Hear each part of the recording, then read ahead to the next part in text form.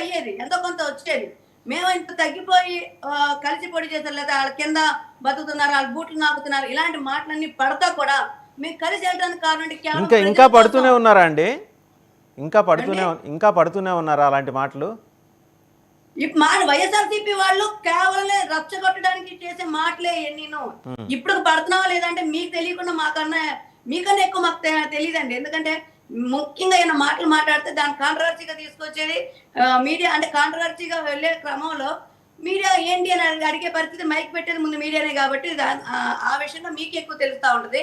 ఈ రోజు పడుతున్నామా లేదనేది పక్కన పెడితే గతంలో ఎంత పడ్డాము, ఎన్ని మాటలు పడ్డాము మీ అందరికీ తెలిసిన విషయం, ప్యానల్లో ఉన్న అందరికీ కూడా తెలుసు. చాలా చాలా దారుణమైన మాటలు పడ్డాం. కానీ ఎందుకు నిలబడ్డాము? ఎందుకు అంటే ప్రజల కోసం, అలానే నాయకుల కోసం. గతంలో ఏ రకంగా ఎంత హింసలు పెట్టారో, త్రిపురాల లాంటి వ్యక్తిని ఆ రకంగా టార్చర్ పెట్టే వ్యక్తి ఈసారి కనుక వైఎస్ఆర్సీపీ వస్తే ఎలాంటి పరిస్థితులు, ఎలాంటి పరిణామాలు ఎదుర్కొనే వాళ్ళ నాయకులు వాళ్ళు ఒకళ్ళు బయటకు వచ్చే పరిస్థితి ఉండేది కాదు. ఒకవేళ రాకపోయిన ఇళ్లలోకి వచ్చి మరి లాక్కొని వెళ్ళి వాళ్ళకి ఏది కావాలంటే అది చేసే పరిస్థితి ఉండేది.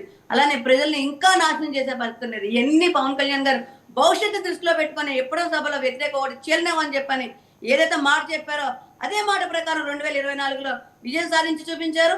అంటే ఆయన సుదీర్ఘ ఆలోచన మనం అర్థం చేసుకోవాలి. ఎక్కడ అంటే ఎందుకు తప్పుగా తీసుకోవాలి అంటాను నేను. అది అధ్యక్షుల వారికి అంటే అధినాయకుడికి లేని చంద్రబాబు నాయుడు గారు కానీ లోకేష్ బాబు గారికి కానీ లేని బాధ మిగతా వాళ్ళకి ఎందుకు వస్తుంది? ఎందుకంటే ఇది చాలా మిగతా వాళ్ళకి ఏం కాదండి, తెలుగుదేశం క్యాడర్స్కి వస్తుంది, లీడర్స్ ఏం మాట్లాడట్లా. మీరు అన్నది నిజమే, రఫీ గారు కూడా లేదండి. ఈ మధ్యలో వైఎస్ఆర్సీపీ వాళ్ళు తీసుకొస్తున్నారు ఇదంతా. వైఎస్ఆర్సీపీ వాళ్ళు రెచ్చగొడుతున్నారు వెనకాల నుంచి ఆ ట్వీట్ లో, లేకపోతే సౌజన్య గారు ఒక నిమిషం ఓకే, మీరు కుటుంబమే కాదంటలేదు. మీరు ఏమైనా కాసేపు ఈ డిబేట్ అయిన తర్వాత ప్రశాంతంగా సోషల్ మీడియా బ్రౌజ్ చేయండి. తెలుగుదేశం పార్టీ వాళ్ళు అన్నారు మీకు తెలిసిన కార్యకర్తలు, సెకండ్ రంగ్ లీడర్స్ వాళ్ళ పేర్లతో సహా వాళ్ళే ట్వీట్ చేశారు. అదేం వైఎస్ఆర్సీపీ ట్వీట్ చేయలా. వైఎస్ఆర్సీపీకి వాళ్ళ బాధ వాళ్ళకున్నది. అంతేగాని మనోభావాలు ఉండొచ్చు. అంటే వైఎస్ఆర్సీపీ ఆజ్యం పోస్తే తెలుగుదేశం వాళ్ళు పోస్టులు పెట్టేస్తారా? సౌజన్య గారు ఇంకో ప్రశ్న, వైఎస్ఆర్సీపీ ఆజ్యం పోస్తే పోస్టులు పెట్టేంత బలహీనమైన స్థితిలో తెలుగుదేశం ఉందా? 1 కోటి మంది కార్యకర్తలు కాదండి నేను అనేది. కొంతవరకు కొంత క్యాడర్ కొన్ని ఉంటాయి. కొంతమందికి ఏంటంటే భావోద్వేగంతో ఉంటారు. వాళ్ళు ఉన్న పరిస్థితిని పూర్తి స్థాయిగా అర్థం చేసుకోలేని పరిస్థితిగా ఉంటారు. అసలు మనం అక్కడ కలిసి వెళ్ళడం వల్ల ఉపయోగం ఏంటి, లేకపోతే ఇదేంటి. ఇప్పుడు స్టాటిస్టిక్స్ అందరికీ ఉంటాయి.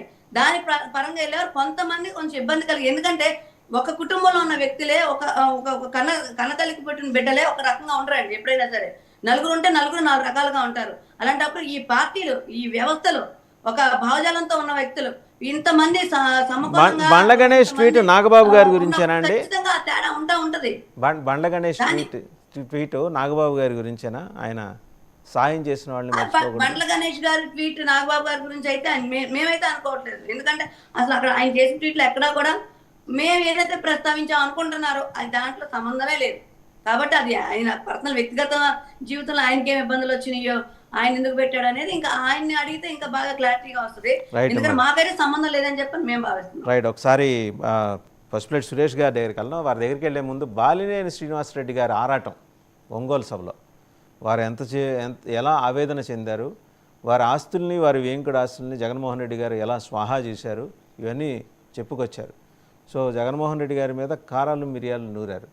పసుపులేటి సురేష్ గారు ముందర ఆయన ఏం మాట్లాడారు చూసి, బాలినేని శ్రీనివాసరెడ్డి గారు ఏం మాట్లాడారు చూసి మీ దగ్గరకు వస్తాం. పార్టీ పెడితే రాజకీయ భిక్ష పెట్టాడు కాబట్టి నేను మంత్రి పదవి వారు వదులుకొని ఆయన వెంట నడిచాను. 4 సంవత్సరాలు మంత్రి ఉంది నాకు. అయినా కానీ నాకు రాజకీయ భిక్ష పెట్టాడు కాబట్టి, మానవత్వం అనేది ఉంది కాబట్టి నేను ఆ రోజు ఆయనకి తడిచాను. కానీ ఏం జరిగింది, నాకు మంత్రి వదిలిపెడితే మంత్రి ఇచ్చి మంత్రి తీసేశాడు. అవన్నీ నేను కూడా బాధపడిన, నేను మంత్రి అనేది ఐ డోంట్ కేర్. ఆ రోజు 4 సంవత్సరాలకే వదిలిపెట్టాను. నేను ఒకటే చెప్తా ఉన్నా, పోసాని మురళి గారు వాళ్ళని అరెస్ట్ చేస్తే ఈయన పోయి జగన్మోహన్ రెడ్డి గారు పోయి వాళ్ళు పరామర్శిస్తాడు. నేను ఒకటే చెప్తా ఉన్నా, రఘురామకృష్ణరాజు గారిని నిన్ను ఏదో మాట్లాడితే ఆయన లోపల పెట్టించి కుదగొట్టించి కాలు చేతులు ఎదగొట్టించి లోపల పెట్టించావే. 17 సంవత్సరాలు ముఖ్యమంత్రిగా చేసినటువంటి చంద్రబాబు నాయుడు గారి కుటుంబాన్ని భార్య గురించి మాట్లాడితే వాళ్ళకి బాధ కలగదా అని అడుగుతా ఉన్నా. ఆ రోజే నేను ఖండించాను. నేను అసెంబ్లీలో మన నాయకుడు పవన్ కళ్యాణ్